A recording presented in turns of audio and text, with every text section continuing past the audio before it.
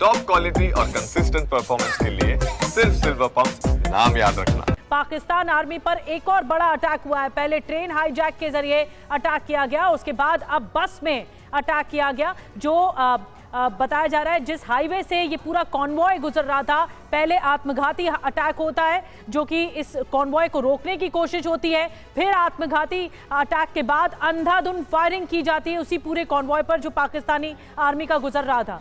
BLA ने ये कहा, ये दावा किया है कि 90 पाकिस्तानी सैनिक मारे गए हैं। 90, ये आंकड़ा 90 बताया जा रहा है। लेकिन कुछ देर पहले हमारे जो सहयोगी गुलाम अब्बास हैं वो कह रहे थे कि अभी हमें सूचना मिली है, ये आंकड़ा 90 नहीं हो सकता। ये दावा बीएलए की तरफ से किया जा रहा है, बलोच लिबरेशन आर्मी की ओर से किया जा रहा है। लेकिन ये एक और बड़ा अटैक है, भयानक अटैक है। पाकिस्तानी सेना लगातार टारगेट पर है बीएलए के और एक और बड़ा अटैक कर दिया है, आत्मघाती हमला कर दिया है। फिदायीन हमला जिसे कहा जाता है, अपने आप को उड़ा लेना। जो वहां पर मौजूद रहे होंगे विद्रोही गुट, उन्होंने अपने आप को उड़ा दिया फिदायीन हमले के जरिए।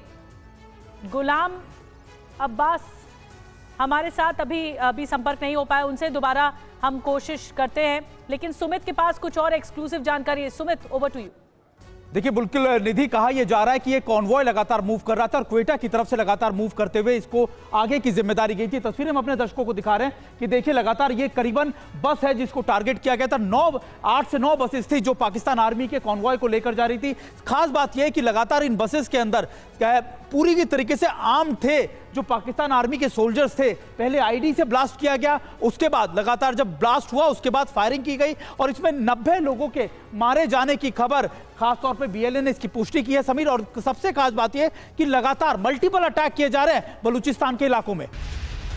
और देखिए, ये जानकारी मिल रही है कि हमले के बाद पाकिस्तानी सेना का ऑपरेशन शुरू हो गया है। हेलीकॉप्टर से रेस्क्यू ऑपरेशन जारी है। ये तस्वीरें आप देखिए TV9 भारतवर्ष पर, ये एक्सक्लूसिव खबर हम आपको दे रहे हैं। हमले के बाद पाकिस्तानी सेना का ऑपरेशन शुरू हो गया है। ये जबरदस्त जोरदार आत्मघाती हमला बीएलए का, बलोच लिबरेशन आर्मी का, नौशकी में हाईवे पर पाकिस्तानी सेना के काफिले को निशाना बनाया गया है और उसके बाद अब ऑपरेशन शुरू हो गया है। सुमित, कुछ और डिटेल्स आई है क्या आपके पास? देखिए, बिल्कुल कहा यह जा रहा है पाकिस्तान आर्मी की तरफ से लगातार इन इलाकों के अंदर बड़े ऑपरेशन चलाए जा रहे हैं। लेकिन इंपॉर्टेंट है, देखिए लगातार ये पेट्रोलिंग करता हुआ पाकिस्तान आर्मी का हेलीकॉप्टर बताया जा रहा है। पूरी प्लानिंग के साथ, बड़ी तैयारी के साथ इस बार बीएलए मैदान में उतरी है। गुलाम, ये साफ तौर पर नजर आ रहा है। इरादे क्या है, मकसद क्या है? क्योंकि बीएलए ने इस घातक हमले की बाकायदा जिम्मेदारी ली है, उसकी तरफ से कहा क्या गया है?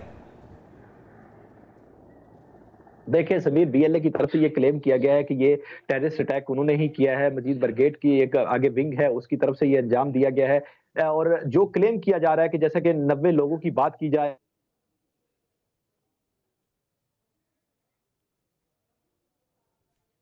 ये जानकारी है जो बात हो रही है। 5 बॉडीज हॉस्पिटल में पहुंचाई गई हैं, 35 लोग घायल पहुंचाए गए हैं। रेस्क्यू ऑपरेशन जारी है।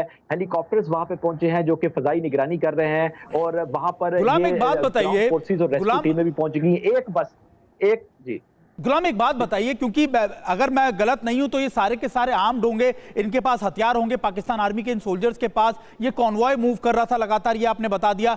जब रिटेलिएशन, जब आईडी ब्लास्ट किया गया, जब लगातार फायर किया गया, तो पाकिस्तान आर्मी के पीछे बैठे हुए जो दूसरी बसेस में जवान थे उन्होंने रिटेलिएट क्यों नहीं किया? क्या उनकी तरफ से भी कुछ कहा गया है कि उन्होंने रिटेलिएट किया या फिर सिर्फ और सिर्फ उस दहशत के अंदर वहां से भाग गए?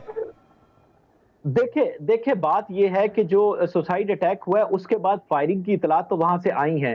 अब पहली बात तो ये कि क्या इनके पास कितने वेपन थे और क्या ये फायरिंग ये जो सिक्योरिटी फोर्सेस के लोग हैं उनकी तरफ से की गई है या वाकई बाद में टेररिस्ट वहां पे मौजूद थे, ये अभी क्लियर होना बाकी है कि क्रॉस फायरिंग हुई है। अब क्योंकि ब्लास्ट होता है, आप ये सारी चीजें कवर करते रहे, जब ब्लास्ट होता है तो रिएक्शन में भी वहां पे फौरी तौर पर फायरिंग होती है।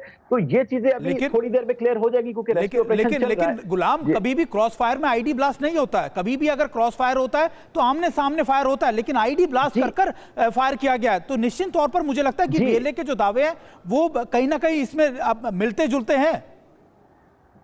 देखिए वहां पर अभी इस चीज की जानकारी भी मिल रही है कि ये एक सुसाइड ब्लास्ट है। अब इसको देखना होगा कि क्या ये वाकई ही सुसाइड ब्लास्ट है, इसमें गाड़ी टकराई गई है या ये आईडी ब्लास्ट है। लेकिन बहरहाल थोड़ी देर में ये कंफर्म हो जाएगा। लेकिन अभी तक जो जानकारी वहां पर अगर बात की जाए, देखिए यहाँ पे सूरत हाल जो अफगानिस्तान में और खासकर केपीके में, ये दो जगहों पे जो सूरत हाल खराब हो रही है ना, इस पे बड़ी वजह एक मैं जो समझता हूँ, एक तो ये ऑर्गेनाइजेशंस है, BLA है, TTP है, लेकिन इसमें अफगानिस्तान की बदलती सूरत हाल भी